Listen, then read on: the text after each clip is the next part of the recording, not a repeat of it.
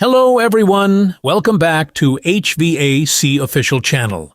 If you want to become a professional HVAC technician, one of the most important things you can do is build a strong foundation.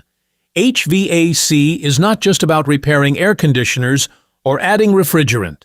A professional technician needs to understand heat transfer, refrigeration, airflow, electrical systems, controls, equipment components, maintenance, safety, and systematic troubleshooting. In this complete beginner guide, we're going to cover the essential HVAC fundamentals you should understand before moving into advanced topics such as chillers, VRF systems, commercial HVAC, and complex troubleshooting. So let's start from the beginning. What does HVAC mean? HVAC stands for heating, ventilation, and air conditioning. Heating provides warmth when indoor conditions are too cold. Ventilation involves supplying and removing air to help maintain appropriate indoor air quality and environmental conditions. Air conditioning removes heat from a space and can also control humidity. HVAC systems are used in homes, offices, hospitals, hotels, schools, factories, shopping centers, warehouses, and many other buildings. The most important HVAC principle: heat transfer. Before learning refrigeration, you should understand heat transfer. Heat is energy transferred because of a temperature difference. In ordinary conditions, heat naturally moves from a higher temperature region toward a lower temperature region. An air conditioner uses a refrigeration system to transfer heat from the indoor environment to the outdoor environment. This is why an air conditioner should not simply be described as a machine that creates cold. Its primary cooling function is to remove heat from the conditioned space. 3 methods of heat transfer. There are 3 basic methods of heat transfer: conduction, convection, and radiation. Conduction is heat transfer through a material due to a temperature difference. Convection involves heat transfer between a surface and a moving fluid, such as air or water. Radiation transfers thermal energy through electromagnetic waves. HVAC systems involve these heat transfer processes in different parts of their operation. Understanding the refrigeration cycle.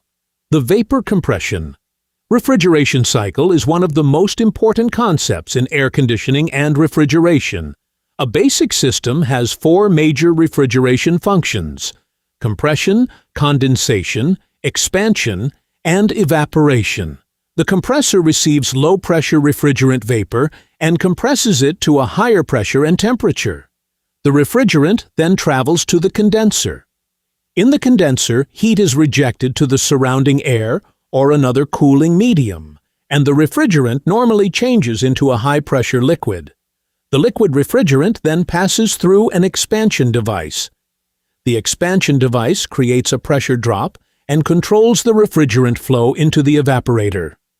Inside the evaporator, the refrigerant absorbs heat from the space, air, water, or another fluid being cooled. The refrigerant evaporates and returns toward the compressor as a vapor. The cycle then repeats continuously. The 4 main refrigeration components. Now let's understand the 4 major components. Compressor. The compressor compresses low-pressure refrigerant vapor and raises its pressure and temperature. It also helps maintain refrigerant circulation through the system. Common compressor types include reciprocating, rotary, scroll, screw, and centrifugal compressors. Condenser. The condenser rejects heat from the refrigerant to the surrounding environment. In an air-cooled condenser, outdoor air removes heat from the refrigerant. In a water-cooled condenser, water is used as the heat transfer medium. Expansion device. The expansion device creates a pressure drop and meters refrigerant flow into the evaporator. Examples include thermal expansion valves, electronic expansion valves, fixed orifices, and capillary tubes. Evaporator. The evaporator absorbs heat from the space or fluid being cooled. In a typical air conditioning system, indoor air passes across the evaporator coil and transfers heat to the refrigerant. Understanding refrigerant. Refrigerant is the working fluid that transfers heat through the refrigeration system. Depending on the system, refrigerant can exist as a liquid, vapor, or a mixture of liquid and vapor at different points in the cycle. Different HVAC equipment is designed for specific refrigerants. Examples found in modern equipment include R32, R410A, and R454B, but the correct refrigerant must always be determined from the equipment specifications. A technician should never substitute a refrigerant simply because it appears to have similar pressure characteristics. Refrigerant handling, recovery, evacuation, and charging must be performed using appropriate procedures and according to applicable regulations.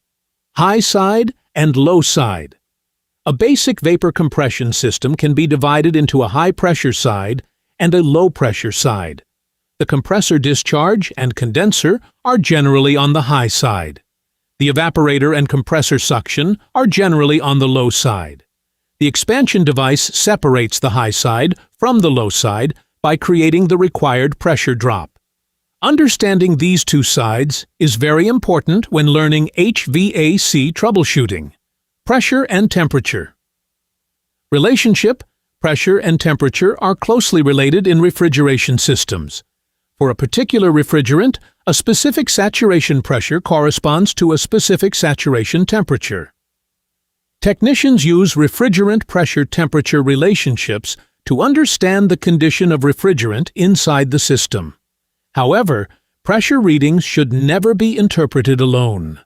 Outdoor temperature, indoor load, airflow, refrigerant type, metering device, equipment design, and other operating conditions all affect system readings. A professional diagnosis requires multiple measurements and comparison with the equipment manufacturer's specifications. What is superheat? Superheat is the temperature of a refrigerant vapor above its saturation temperature at the same pressure. For example, if the measured suction line temperature is higher than the refrigerant's corresponding saturation temperature, the difference represents superheat. Superheat measurements can help technicians evaluate evaporator and refrigeration system operation. However, there is no single superheat value that is correct for every system. The appropriate target depends on the system design, metering device, operating conditions, and manufacturer's specifications. What is subcooling? Subcooling is the amount by which a liquid refrigerant temperature is below its saturation temperature at the same pressure. Subcooling is particularly useful when evaluating systems designed around metering devices such as TXVs. Just like superheat, the correct subcooling target is system-specific. A technician should use the manufacturer's specifications and actual operating conditions instead of assuming that one number applies to every air conditioner. Understanding airflow. HVAC technicians must understand both refrigerant flow and airflow. The indoor blower moves air across the evaporator coil. Heat from the indoor air is transferred to the refrigerant. On an air-cooled condenser, the outdoor fan moves air across the condenser coil to help reject heat. Airflow problems can be caused by dirty filters, blocked return air paths, dirty coils, restricted ducts, blower problems, incorrect fan operation, or other issues. Poor airflow can reduce cooling performance and, in certain conditions, contribute to evaporator coil icing. Sensible heat and latent heat. Another important HVAC concept is the difference between sensible and latent heat. Sensible heat changes the temperature of a substance without changing its phase. Latent heat is energy associated with a phase change. Air conditioning can remove both sensible heat and latent heat. For example, an evaporator can reduce the temperature of indoor air while also removing moisture when water vapor from the air condenses on a sufficiently cold coil. Understanding sensible and latent heat helps technicians understand cooling loads and humidity control. Basic HVAC electrical knowledge. HVAC equipment also depends on electrical systems. A beginner should understand basic electrical concepts, such as voltage, current, resistance, continuity, and electrical power. Common HVAC electrical components include contactors, capacitors, relays, fuses, circuit breakers, motors, overload protection, thermostats, transformers, sensors, and control boards. Learning to read wiring diagrams and use a digital multimeter correctly is an important part of HVAC training. Electrical troubleshooting should always be performed using appropriate safety procedures. HVAC controls. Controls determine when and how HVAC equipment operates. A basic thermostat can monitor indoor temperature and send a signal to initiate heating or cooling. More advanced systems may use electronic controllers, sensors, variable speed drives, electronic expansion valves, communicating controls, and building automation systems. As you move from residential HVAC into commercial systems, understanding controls becomes increasingly important. Types of HVAC systems. There are many different HVAC system designs. Common examples include split systems, ductless mini-split systems, package units, heat pumps, rooftop units, VRF or VRV systems, chillers, air handling units, and chilled water systems. Residential systems are often smaller and simpler, while commercial systems may involve chillers, cooling towers, pumps, AHUs, valves, controls, and building automation. The fundamentals of heat transfer, airflow, refrigeration, and controls remain important across these systems. HVAC tools. Every technician needs to learn how to use tools correctly. Common HVAC tools include a digital multimeter, clamp meter, thermometer, manifold gauge set, refrigerant scale, vacuum pump, electronic leak detector, tubing cutter, flaring tool, fin comb, and torque wrench. The exact tools required depend on the equipment and task. A professional technician should understand not only how to use a tool, but also what the measurement means and how it relates to the system. Preventive maintenance. Maintenance is another important part of HVAC work. Depending on the equipment, preventive maintenance can include inspecting filters, cleaning coils, checking airflow, inspecting electrical connections, checking motors and belts, examining refrigerant system conditions, and verifying proper operation. Maintenance procedures should follow the equipment manufacturer's recommendations. The purpose is not simply to clean equipment. Proper maintenance helps identify developing problems, maintain performance, and reduce unexpected failures. HVAC troubleshooting. Good troubleshooting is based on measurement and logical diagnosis, not guessing. Suppose an air conditioner is not cooling properly. A technician should first verify the customer's complaint and inspect the system. Then the technician can check basic conditions such as airflow, filters, coils, electrical operation, controls, and system temperatures. Appropriate refrigerant pressures and temperatures can then be measured when required. The technician should compare the results with the equipment specifications and operating conditions to identify the actual cause. For example, a frozen evaporator coil does not automatically mean that the system is low on refrigerant. Restricted airflow and other problems can also contribute to coil freezing. The goal is to find the root cause, not simply replace parts. HVAC safety. Safety must always come before speed. HVAC technicians may work around electrical hazards, moving components, pressurized systems, refrigerants, hot surfaces, sharp sheet metal, and elevated equipment.